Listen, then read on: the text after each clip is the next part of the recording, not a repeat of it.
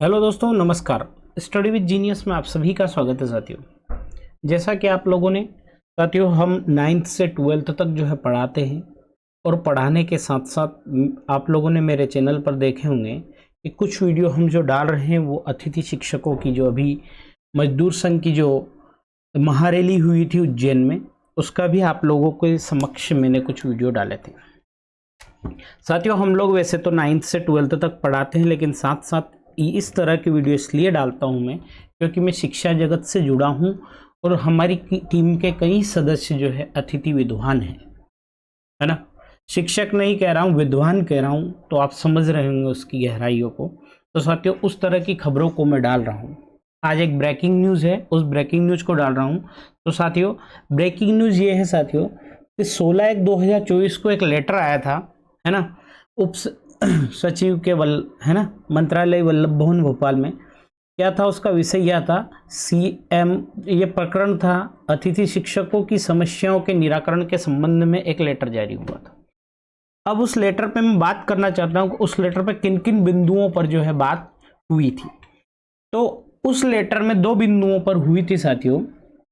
प्रमुख बिंदु ये थे कि अंशकालीन अतिथि शिक्षकों एवं अतिथि विद्वानों के मानदेय में वृद्धि की जाए।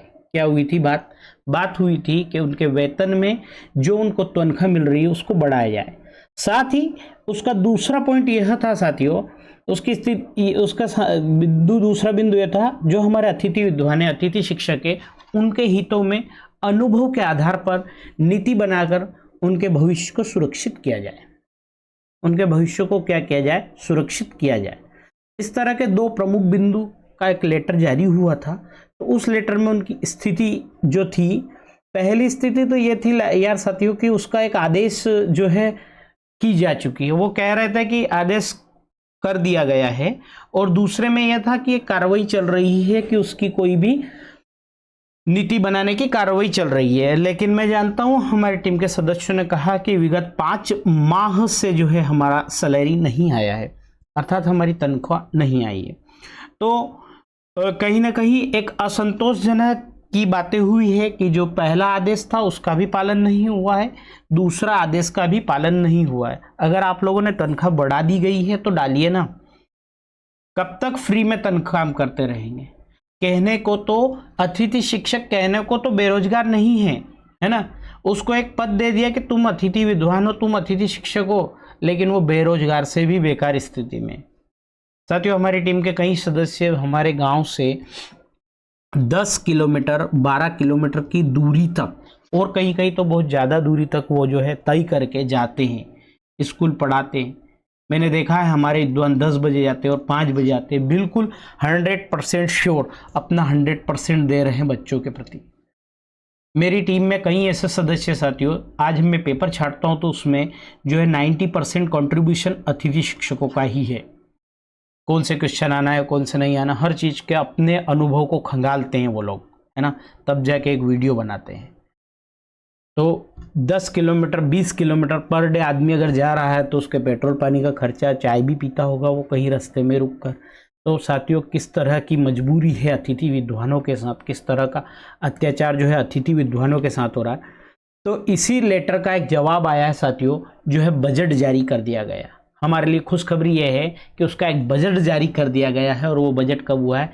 देखिए बजट हुआ है हमारा 20 तारीख को, 20/2/2024 को साथियों, जो है लोक शिक्षण संचालनालय मध्य प्रदेश के द्वारा जो है अतिथि शिक्षक पढ़ते हैं। देखिए शैक्षणिक जो है सत्र है हमारा 23-24 वाला में आमंत्रित किए गए अतिथि शिक्षकों हेतु वित्तीय वर्ष 23-24 में योजना क्रमांक 0701 अतिथि शिक्षकों का मानदेय, उसका नाम है अतिथि शिक्षकों का मानदेय, के अंतर्गत मानदेय भुगतान हेतु निम्नानुसार रखा गया। साथियों प्रत्येक जिले का अलग अलग जो है क्या करा इन्होंने, प्रत्येक जिलों का जो है अलग अलग जो है बजट पारित कर दिया गया। किस जिले में कितना है वो जो है आपके DDO ऑफिस को जो है DDO कोड के हिसाब से आवंटित कर दिया गया है। तो इस फाइल को मैं थोड़ा सा जल्दी से निकाल देता हूँ। अगर किसी को ये PDF चाहिए तो हमारी टेलीग्राम लिंक पर ये दोनों PDF जो है अवेलेबल आप लोगों के लिए हो जाएगी, है ना। तो इसमें देख लीजिएगा कौन सा आपका डिस्ट्रिक्ट है, और तहसील वाइज ही है ना, किस तरह से तहसील वाइज कर दिया है इन्होंने। जैसे अशोकनगर लेते हैं साथियों, तो अशोकनगर का जो है हमारा अशोकनगर ब्लॉक हो गया है ना, इसारगंज हो गया, मुंगवाली हो गया और चंदेरी हो गया है ना। इसी तरह से अगर मालवा लेते हैं तो अगर मालवा में सुसनेर, नलखेड़ा, बरौद और प्रॉपर अगर। इस तरह निमारी को लेते हैं तो पृथ्वीपुर हो गया और निमारी हो गया 2 ब्लॉक। तो उस तरह से कुल हमारा जो बजट जो है, देखिएगा मैं लेटर में बताता हूँ, कुल जो है ना, कुल जो राशि है ये है 2,97 करोड़ है ना, 10,55,800 की जो राशि है आप लोगों के दिए गए।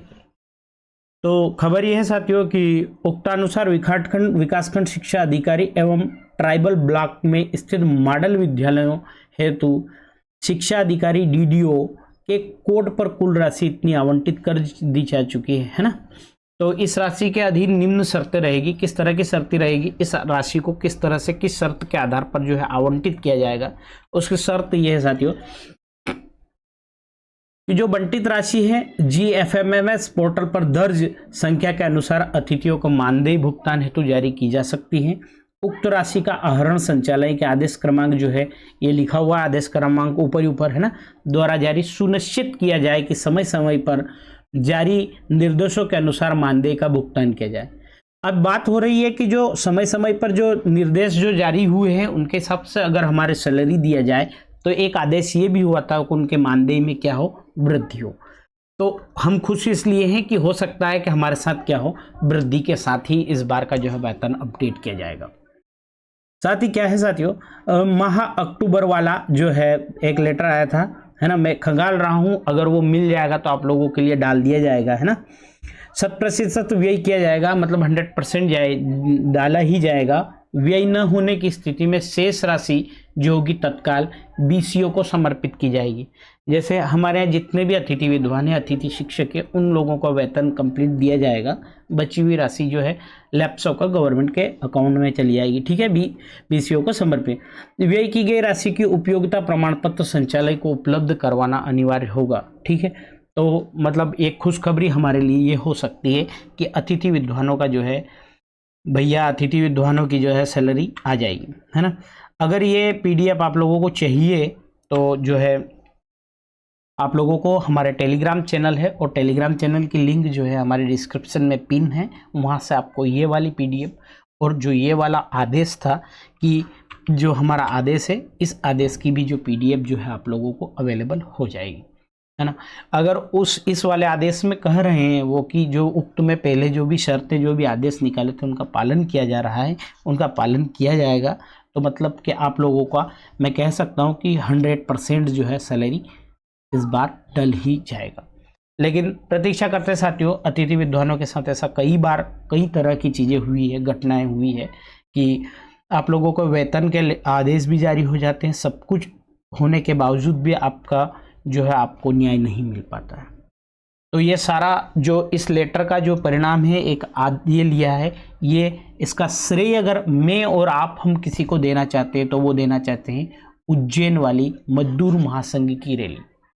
और मैंने हमारे इसमें एक वीडियो डाला था, मैंने उज्जैन जो है मजदूर महासंघ की रैली हुई थी, उसमें जो है तूफान सिंह जी के भाषण में मैंने ब्रेकिंग न्यूज़ डाला था कि जो है आपके स्थायीकरण पर भी बात की जा रही है। तो मुझे ऐसा लगता है कि हमारी जो है अतिथि शिक्षक संघ की बातचीत भी चल रही है गवर्नमेंट के साथ, तो समय समय पर इस तरह की अपडेट अगर आएगी तो जल्द ही हमारे चैनल पर डाल दी जाएगी। साथियों, अगर आपको हमारी इस तरह की पेशकश अच्छी लगी हो तो प्लीज़ कमेंट में करिएगा कि हम जो है अतिथि शिक्षकों के लिए सही कर रहे हैं, तो प्लीज़, और साथ साथ लाइक्स ज़रूर करें, क्योंकि आपके लाइक्स से मुझे मोटिवेशंस मिलता है, और उस मोटिवेशन से जो मैं आप लोगों की इस तरह की वीडियो लेकर आता रहूँगा। मैं उम्मीद करता हूँ कि आप सभी को मेरी वीडियो अच्छी लगी होगी, मेरी पेशकश अच्छी लगी होगी साथियों। तो आप सभी को बहुत बहुत धन्यवाद जो इस तरह की खबरें आप लोगों ने इंटरेस्ट रखा और सीखा, मतलब सुनने की कोशिश करी है ना। खुशी होगी। जिस दिन आप लोगों का वेतन आ जाए ना, उस दिन प्लीज़ एक लड्डू गोल गोल लड्डू मेरे लिए जो है पार्सल करवा देना। मैं जल्द ही एड्रेस आप लोगों को डाल दूंगा। तो थैंक यू साथियों, धन्यवाद। जय श्री महाकाल। खुश रहिए, है ना, और स्वस्थ रहिए।